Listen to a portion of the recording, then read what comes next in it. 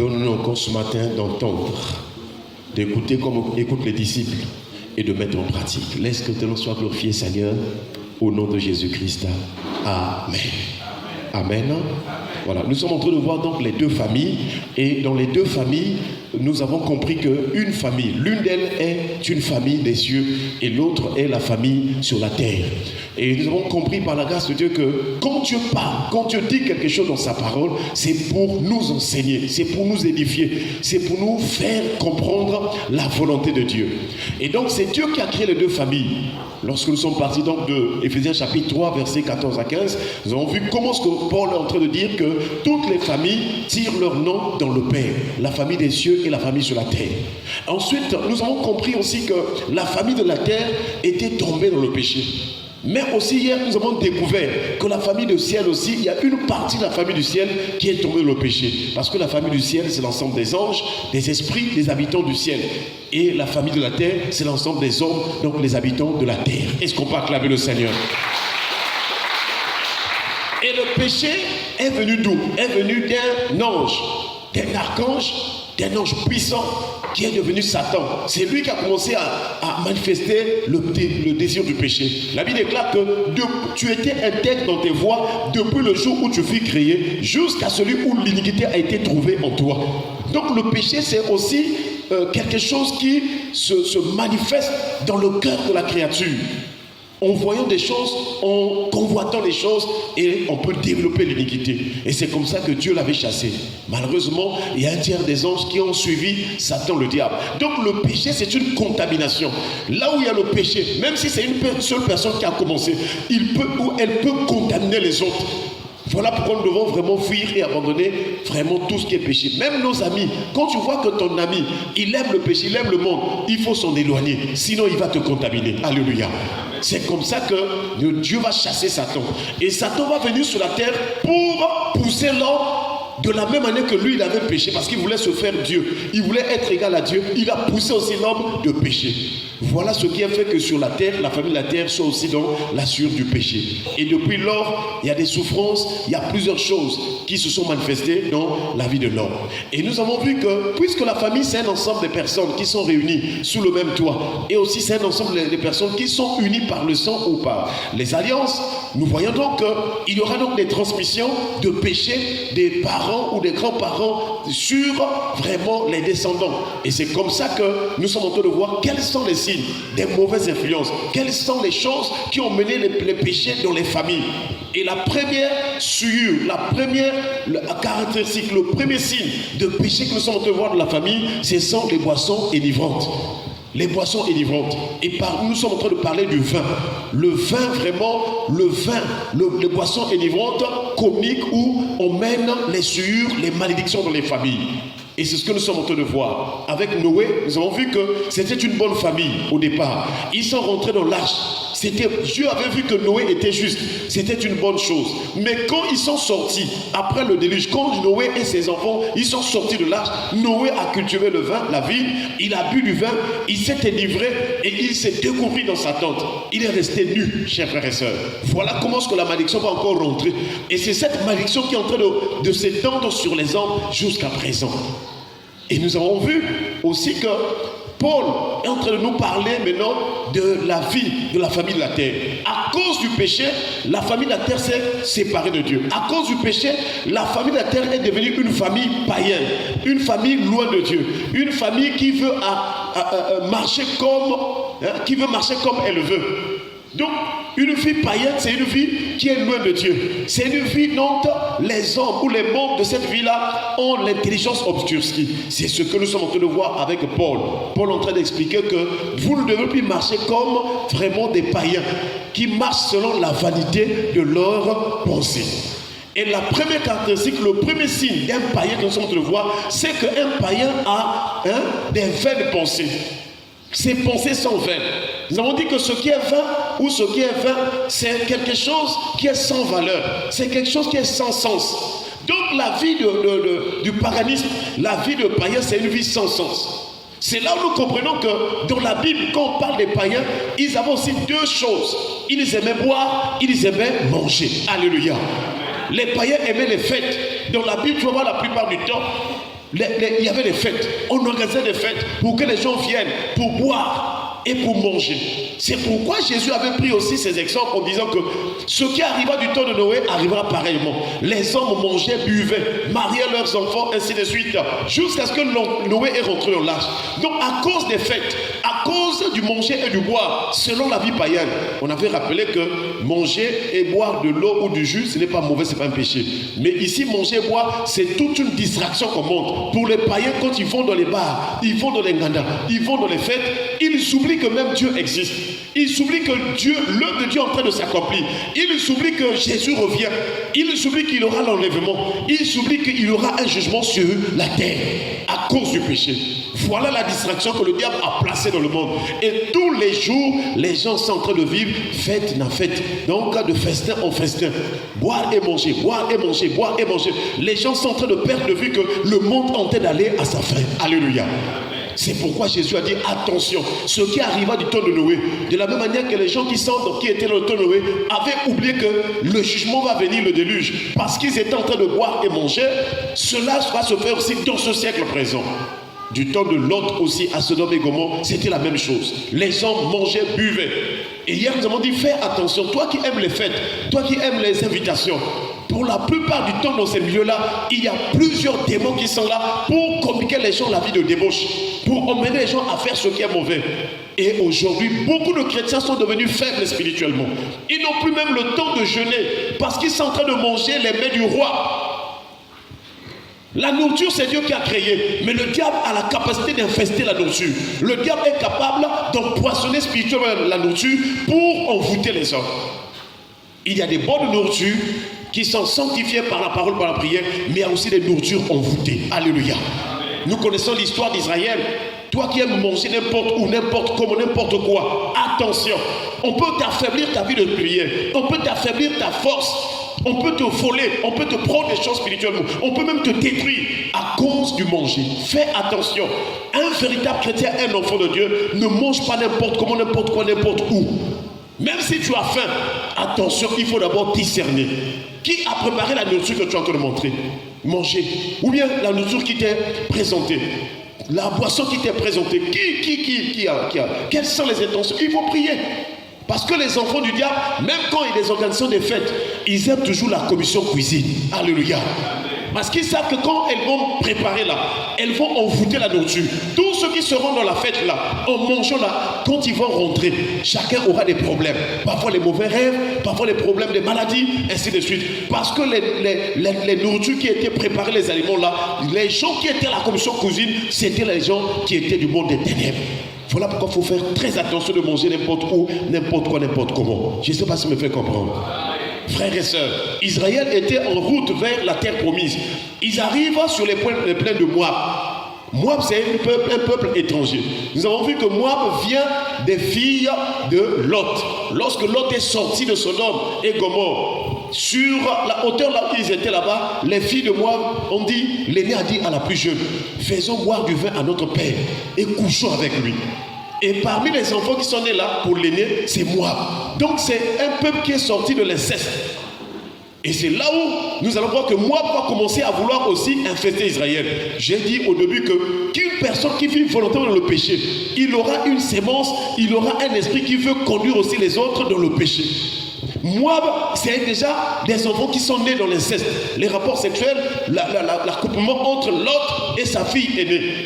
Et voilà que ce peuple-là va attendre Israël sur les plaines de Moab pour vouloir faire pécher Israël. Et comment est-ce qu'ils ont eu à faire pécher les hommes d'Israël? La Bible déclare, les filles de Moab invitèrent les hommes d'Israël à manger. Ils ont mangé et la Bible déclare qu'il y avait eu quelque chose qui s'est passé. Parce qu'après que les hommes d'Israël aient mangé, ils sont allés se prosterner devant Baal-Péor, devant une divinité, un démon.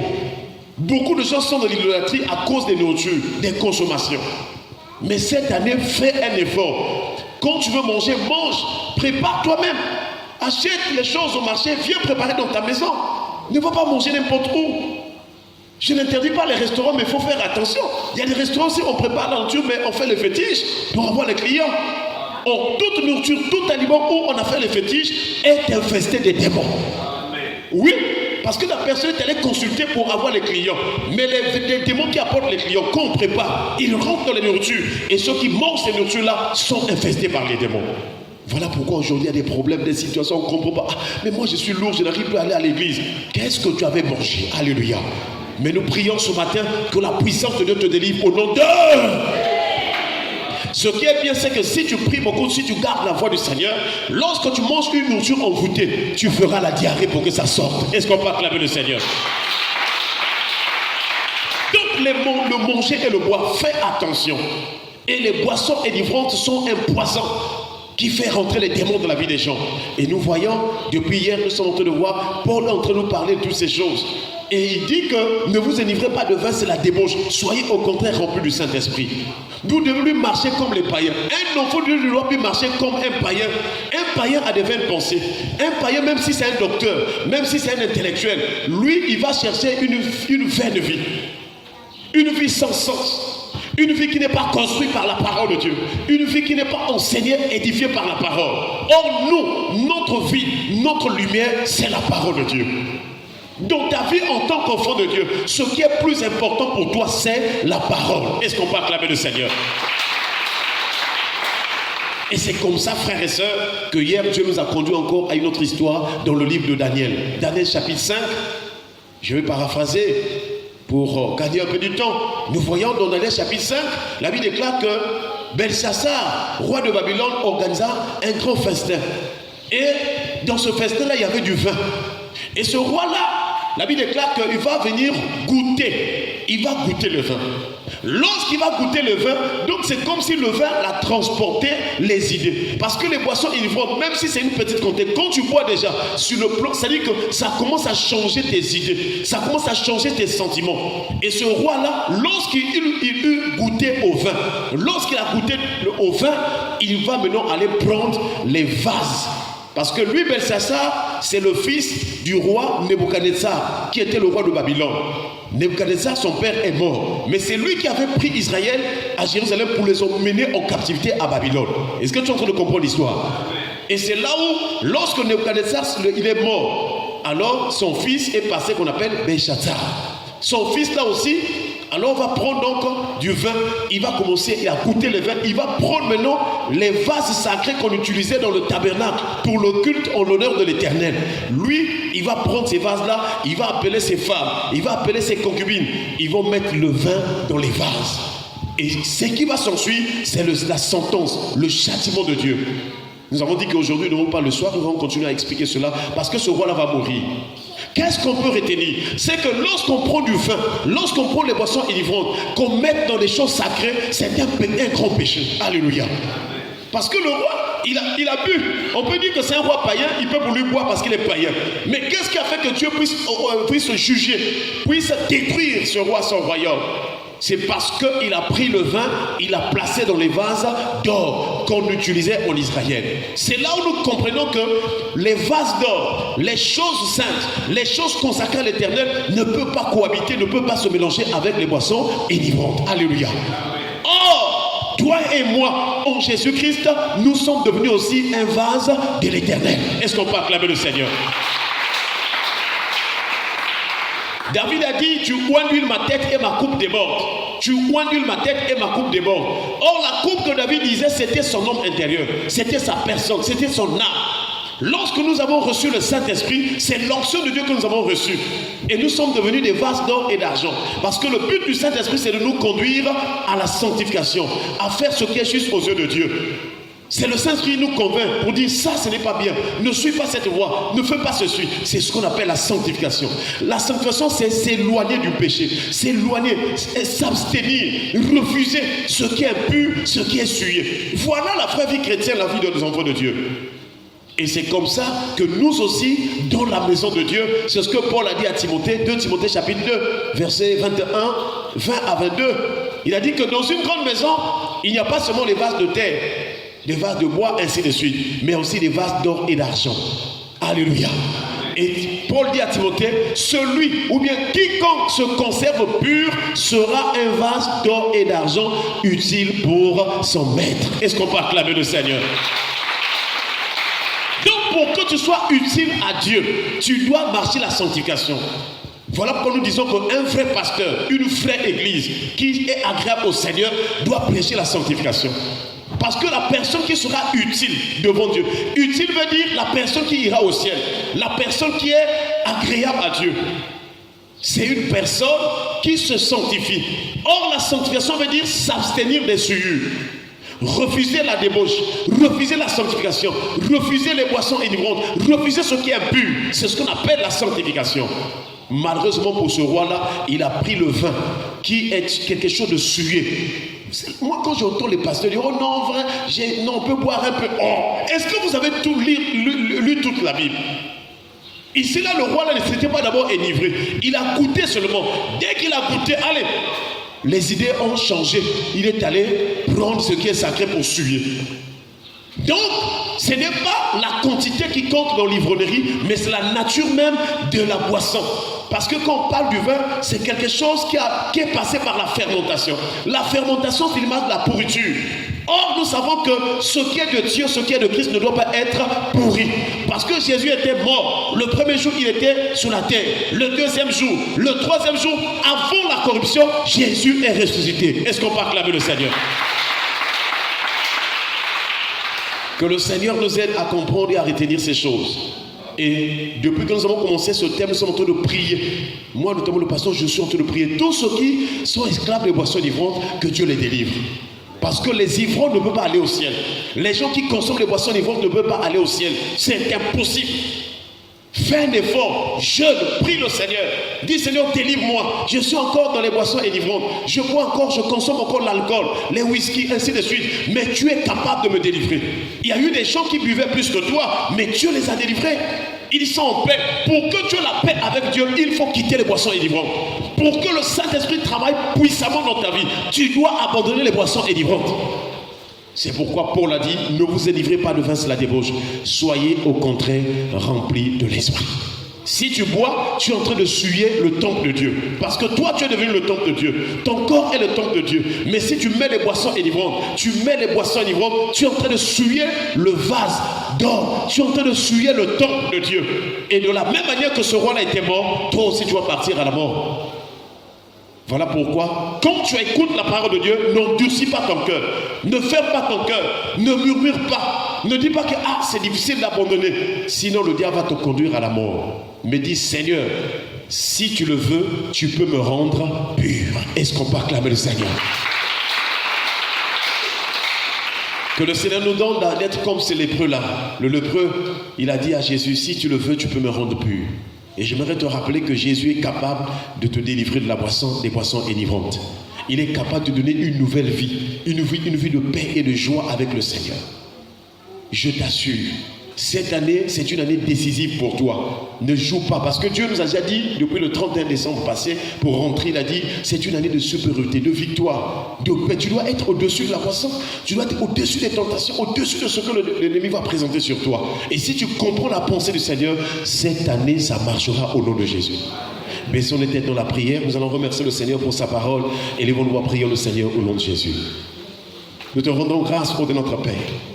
Merci pour ta parole, ô Père de